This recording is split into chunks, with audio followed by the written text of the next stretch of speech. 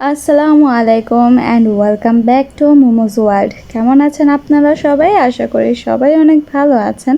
আলহামদুলিল্লাহ আমরা সবাইও খুবই ভালো আছি। আজকেও আপনাদের সাথে একটা ডেইলি ব্লগ শেয়ার করতে যাচ্ছি। আজকের ডেইলি ব্লগটা আমার জন্য খুবই স্পেশাল, বিকজ আমি আমার সংসারে একটু একটু করে আমার শখের জিনিসগুলা কিনে ফেলছি। যেমন হচ্ছে নন স্টিকের সেটটা দেখতে পাচ্ছেন।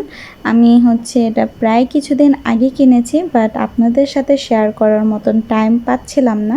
সো ফাইনালি আজকে পেয়ে গেলাম। প্যাকেটটা খোলার জন্য অনেক যুদ্ধ করতেছিলাম, এক হাত দিয়ে যুদ্ধ করতে করতে খুলেই ফেললাম।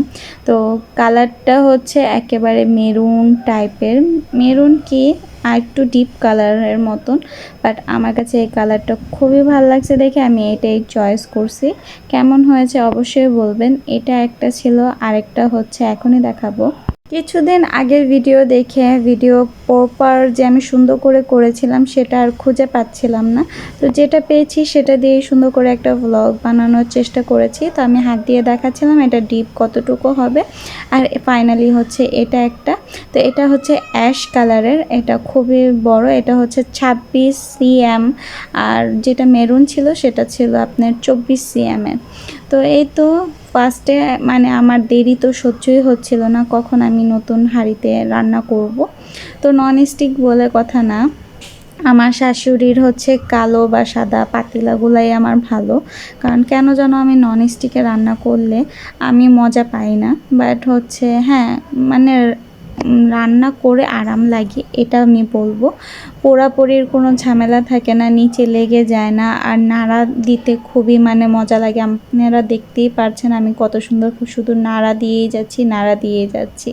তো ফাইনালি প্রথম যেহেতু, তো পোলাও রান্না করে নিলাম, আর সাথে হচ্ছে বিফ একেবারে আলু দিয়ে ঝোল ঝোল করে রান্না করেছি। আচ্ছা, আমার কিন্তু বিফ এরকম আলু দিয়ে রান্না করলে খুবই ভালো লাগে, ঝোল ঝোল যেটা একেবারে স্পাইসি হবে। তো সেটা খেতে গেলে আমার চিকেনের থেকে বা গরু মাংস যে ভুনা সেটার থেকে আমার আলু দিয়ে খেতে খুবই ভালো লাগে। আর হচ্ছে রিসেন্টলি আমি হচ্ছে অনেক রেড কাউ এটা বাটার অয়েল, সো এটা দিয়ে আমি পোলাও খেতে এত আমার কাছে ভালো লাগে, এটা গ্রান খুব সুন্দর। তো আপনাদের সাথে আমি মুবাশিরার টিফিনের কিছু আইটেমস শেয়ার করি। ও যে স্কুলে যায় আমি সকালে ওকে কী টিফিন দিয়ে থাকি। বাচ্চাদেরকে এভাবেও সকালে আমি কিছু হালকা পাতলা নাস্তা আমি বাসার থেকে করে তারপর স্কুলে দিই। তবুও ওর আব্বু টিফিনের জন্য কিছু স্ন্যাক্স টাইপের নিয়ে আসছে। যেমন আমি ওকে নুডলসটা রান্না করে দিই। তো আমার কাছে এই মামার নুডলসটা খুবই ভালো লাগছে। আমি এটা ফার্স্ট টাইম ট্রাই করেছি, বাট এটা ফুল র্যামেনের মতন। আমি আপনাদেরও বলবো ট্রাই করতে। আমার ব্যাকগ্রাউন্ডে যে একটা নেস্টি সাউন্ড আছে সেটা আপনারা প্লিজ ইগনোর করবেন, বিকজ আশেপাশে থেকে প্রচুর আমাদের বাসায় সাউন্ড আসে, সেটা আমি স্কিপ করতে পারি না।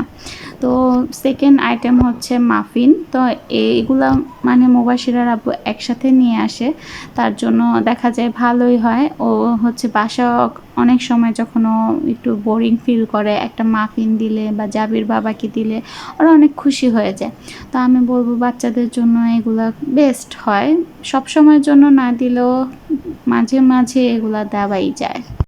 আর একটা কার্টুনে হচ্ছে 20টা প্যাকেট থাকে, তো দেখা যায় 1 মাস আমার আরামে চলে যায়, কারণ আমি তো ওদের এভরিডে দিই না, মাঝে মাঝে দিই। তো আমার জন্য ভালোই হয়, অনেক সুবিধা হয়। আর সাথে এনেছিল হচ্ছে এনার্জি বিস্কিট, এটা ফুল হচ্ছে জাবির বাবার জন্য। আমি জাবিরকে সন্ধ্যায় বা দেখা যায় একটু দুপুর টাইমে তখন আমি ওকে বিস্কিট দিয়ে রাখি। তো এই এনার্জি বিস্কিটটা বা মেরি প্লাস যেটা, সেটা জাবিরের জন্য এনে রাখি আমি সবসময়। আর এখানে 26টা প্যাকেট আছে, তো এটাও আমার ফুল 1 মাস খুবই আরামে চলে যায়।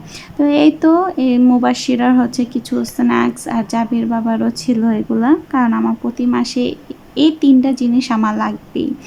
এর মধ্যে তো সসেস চকলেট এগুলা তো আলাদা থাকি, সেগুলো আর নাই বললাম। এটা যাদের হচ্ছে বাচ্চা ছোট ছোট বাচ্চা আছে তারাই বুঝবে এটার প্যারা।